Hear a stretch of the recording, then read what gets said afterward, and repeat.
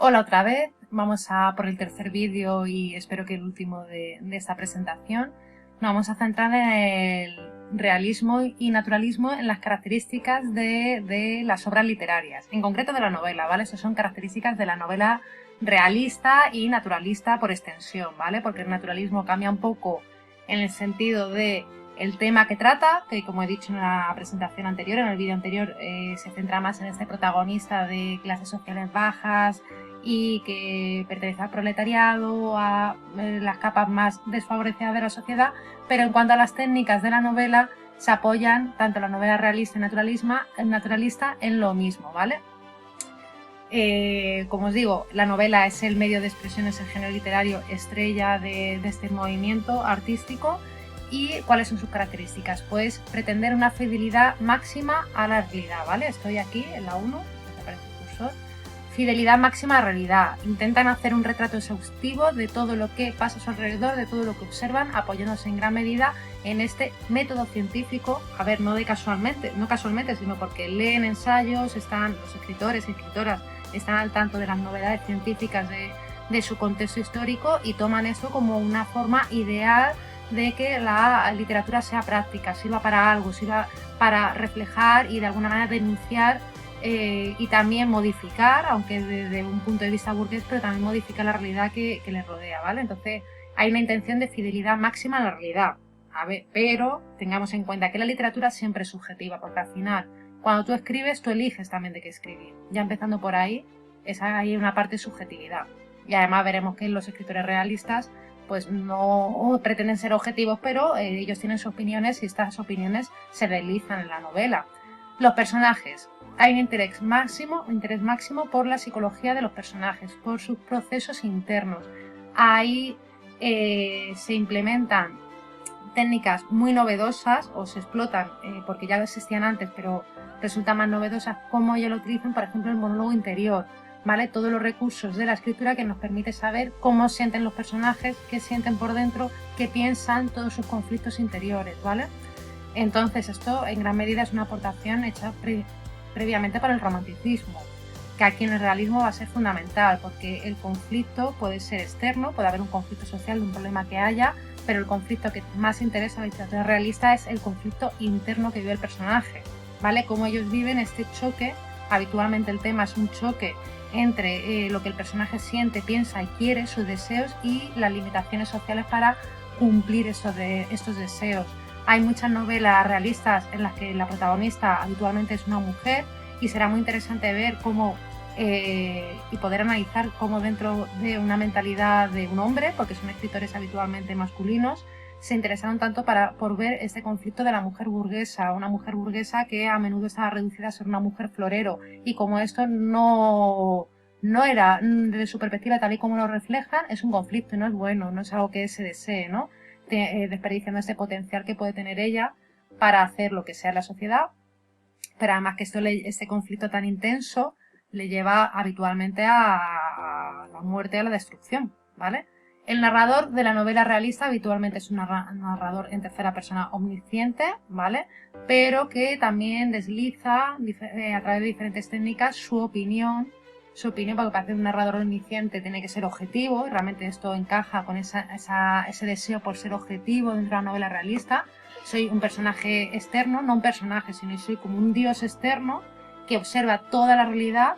Toda la realidad es todo lo que pasa por fuera respecto a lo que hacen los personajes, pero también lo que pasa por dentro de los personajes, de cada uno de ellos. Entonces el narrador es un conocedor absoluto y total de la realidad de todos sus personajes y de todo lo que está pasando durante todo el tiempo en la novela, por lo tanto es como si fuera una especie de dios, ¿vale? De dios. Pero bueno, también veremos su opinión y cómo refleja el pensamiento de los personajes utilizando diferentes técnicas. El estilo, el punto 4, aquí en el estilo, en cómo escriben, en este análisis de la forma, abunda muchísimo la adjetivación. Pensaréis, anda, pues como en el romanticismo. No, hombre, no es el mismo tipo de adjetivación. Es una adjetivación muy precisa, también muy ornamentada, ¿vale? Hay mucha acumulación de adjetivos, pero lo que se busca con todos esos adjetivos es poder reflejar de forma súper fiel, súper real, cómo es la realidad, ¿vale? Cómo es la realidad, por ejemplo, si la escena transcurre en un salón, pues el escritor, el narrador, de la novela realista describe con todo lujo de detalle hasta el último jarrón que está en la esquina izquierda arriba, que tiene florecitas y que es de la China, y todo lo que tiene y el polvo que se acumula alrededor del jarrón o en el propio jarrón, ¿vale? Entonces todo esto se consigue a través de mucha adjetivación. También como con un vocabulario muy riguroso y muy rico, ¿no? Una cantidad, un acervo de léxico, de sustantivos, alucinante, ¿no? No es simplemente las cosas están o tal, no, las cosas reposan, las personas hacen con todo lujo de detalle, y en los verbos, en los sustantivos, en los adjetivos presentan muchísima riqueza, muchísima variedad y sobre todo muchísimo rigor, porque además son escritores que se documentan mucho. O sea, antes de plantear una novela cogen muchas anotaciones, y si tienen que buscar un vocabulario preciso de la fábrica, cómo se construye, cómo trabajan los mineros en la fábrica, en el caso del naturalismo, va a buscar la palabra precisa con la que se denomina a cada instrumento, a cada acción que hacen los mineros, ¿vale? Entonces son escritores y escritoras que se documentan muchísimo antes de escribir, y esto se ve reflejado en ese vocabulario tan rico que utilizan, ¿vale? También oraciones muy largas, a menudo con muchas subordinadas y con minuciosas descripciones. La novela realista tiene mucho diálogo, pero también tiene mucha descripción en este afán de reflejar la realidad en su totalidad. Punto 5. Los diálogos. Cada personaje usa el registro propio de su condición social. Es decir, hasta hoy en día no hablamos igual todo el mundo en función de muchos condicionantes sociales, edad, sexo, región, si tenemos acento, no tenemos acento. Bueno, todo esto hay una gran labor del escritor realista por reflejarlo en la novela, y los diálogos tienen una riqueza en cuanto a las voces de personajes diferentes que se expresan sin igual anteriormente, ¿no? De esto es algo que además España tenía una gran tradición, como sabéis, de la Celestina, del Lazarillo, también del propio Quijote. Tenemos una gran riqueza y un gran interés por ver por reflejar cómo se expresa cada personaje según sus condiciones sociales y sus propias características, y esto la novela realista española lo recoge muy bien, y tenemos incluso, sobre todo Pérez Galdós admiraba muchísimo a Cervantes y recurre mucho a él, con la diferencia de siglos, ¿vale?, que les separa. Los escenarios y ambientes, es decir, el contexto, el entorno en el que se desarrollan las acciones de la novela realista, pues es un ambiente. En el caso de la novela realista, como trata más el conflicto de los personajes burgueses, este ambiente va a ser más refinado, más propio de la burguesía, que se desarrolla habitualmente en zonas industriales, es decir, en ciudades pues como Madrid, la gran protagonista de las novelas de Galdós, también en ciudades relevantes, en ciudades importantes, no tanto en el ámbito rural, ¿vale? Y también puede reflejarse en contraposición, eso es Fortunata y Jacinta es maravilloso, cómo se contrapone la vida de Fortunata, que pertenece a una clase social pobre, ¿no?, y su ambiente marginal en el que se mueve, con Jacinta, que pertenece a la alta burguesía, ¿no?, y esa contraposición, esa plasmación súper detallada y realista de ambos ambientes. Y después el naturalismo, como sabemos, como ya os podéis imaginar, se recrea más en ambientes mucho más miserables de la ciudad, ¿vale?, las tabernas, los tipos, los personajes, ¿vale? Vale, de aquí, en esta diapositiva, un poquito vengo a decir, bueno, técnica narrativa, ¿vale? Algunas cosas son repetidas, pues en el texto narrativo, en la novela, se suele utilizar es un narrador omnisciente en tercera persona, que a veces en el relato se deslizan esas opiniones y comentarios subjetivos, muy disimulados, hay que estar muy fino para detectarlos, descripciones muy detalladas, ya lo hemos dicho, diálogos en estilo directo.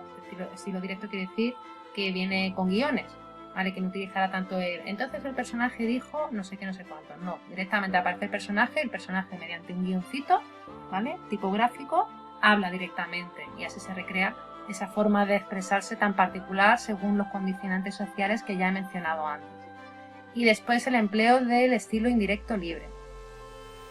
Vale, el estilo indirecto libre sí es subordinar, introducir mediante una oración subordinada lo que dice el personaje dentro del discurso del narrador, pero de una manera muy particular, donde confunden los límites entre qué es lo que está diciendo el narrador y qué es lo que está diciendo el personaje, ¿vale?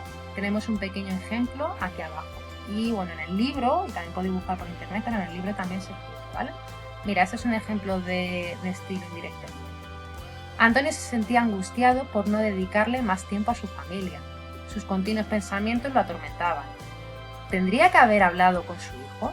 ¿Tendría razón su mujer cuando afirmaba que los ignoraba? Dios mío, ¿su vida era tan complicada? Vale. Esto lo está diciendo el narrador, ¿verdad? Pero ¿tiene sentido que el narrador se haga estas preguntas que aparecen aquí? ¿O que haga más claramente esta exclamación? ¿Ese Dios mío quién lo está diciendo? ¿Lo está diciendo el narrador o lo está diciendo el personaje de Antonio? Lo está diciendo el personaje de Antonio. Pero el narrador no está utilizando ni los dos puntos, ni siquiera un verbo de entonces Antonio pensó. No. Mete, incrusta los pensamientos de Antonio directamente en la parte en la que tiene que hablar el narrador. Y esto se llama estilo indirecto libre. ¿Vale? Y es muy utilizado, muy explotado en la novela realista. Y muy interesante porque es una de las maneras también de que el discurso del narrador se vuelva más subjetivo. ¿Vale? También es ahí un poquito donde meter sus opiniones. Aquí, entre otras técnicas que utiliza, ¿vale? Pero es muy utilizado en la novela realista. Vale, estas son las características de la novela realista, ¿vale? Esas son las fundamentales. Quiero comentaros muy rápidamente, eso ya lo vimos en el vídeo anterior, un poquito recomendaros también en estos últimos 2 minutitos, a ver si me da tiempo, pues toda la maravillosa literatura realista que se produce en toda Europa. De verdad que son lecturas que os recomiendo encarecidamente. A menudo son novelas muy largas, no siempre, y pueden dar un poco de pereza cuando la ves, dicen, madre mía, me voy a meter 400 páginas de lectura. Pero son historias que a menudo, y si os enfrentáis a ellas lo veréis, que empieza a atraparos y que resultan muy entretenidas, además de aprender muchísimo de ellas y aparte de muy buena calidad. ¿Vale? En el Reino Unido, en Gran Bretaña, tenemos a Dickens, que sonará, ¿verdad?, con Oliver Twist, Historia de las ciudades, Grandes esperanzas.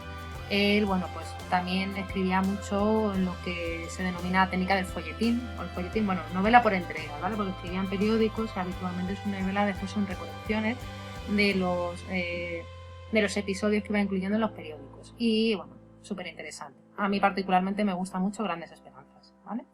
Tenemos a Balzac, bueno, este señor francés, todo esto en Francia, ¿vale? Porque el realismo tuvo un peso en Francia fundamental y estos son los principales, pero hubo muchos más. Por ejemplo, Stendhal también es escritor realista francés. Y Balzac es un personajazo tremendo que su propia vida merece una novela en sí misma. Creo que alguna película hay. Y en lo de la comedia humana, esto que viene aquí, pues era un proyecto que tenía él, que quería escribir 137 novelas interconectadas, con personajes interconectados, que esto se hace mucho en la novela realista, y Galdós también lo hace, personajes que aparecen en una novela, después aparecen con protagonistas pues son secundarios en otra, es bastante interesante. Bueno, quería escribir 137 novelas que ofrecieran un panorama general de toda la sociedad francesa entre 1815 y 1830. Murió antes de concluir esto, no sé si lo hubiera concluido aún así, pero llegó a escribir 85 novelas de esta serie de la comedia humana, más otras que tiene súper interesantes y de muy buena calidad, porque todas esas 85 tampoco son buenísimas todas, la verdad, se ha dicho.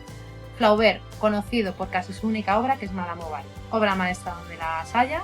Yo ya me la leí mayorcita, con 20 y tantos años, y aluciné, o sea, flipante, no te lo esperas.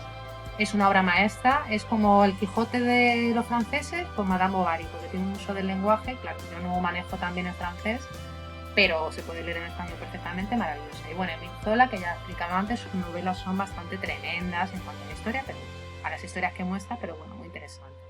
Y después tenemos a los maravillosos rusos, ¿vale? Tolstoy, Chekhov y Dostoyevsky. Tolstoy es súper fácil de leer, o sea, Ana Karenina y Guerra y Paz, os la podéis leer de una tirada este verano, son súper entretenidas, además siempre tiene una visión súper optimista de la vida, los personajes se meten en problemas, pero al final tenía como aparecer a un personaje, una persona muy positiva, muy animada, entonces siempre, bueno, Ana Karenina termina fatal en realidad, pero tiene como un ansia de vivir que creo que se transmite sobre todo mucho en Guerra y Paz, ¿no? Muy maravilloso. Chekhov, muy conocido en narrativa por sus relatos, pero más aún por el teatro, porque a ver, atención señores, si os gusta el teatro, hay una gran serie de escritores realistas de teatro maravillosos, no en España tanto, que son Chekhov, Ibsen y Strindberg, que os recomiendo encarecidamente. Y Dostoyevsky, que es mucho más torturado, mucho más difícil de leer. Esto es su novela, sí que hay que estar con ganitas para leérselas. El pobre mío era bastante pesimista, entonces ahí y estuvo muy torturado. Bueno, es que estuvo exiliado en Siberia, o sea, bueno, exiliado, recluido por cuestiones políticas y tal, entonces bueno, tenía un pesimismo el pobre encima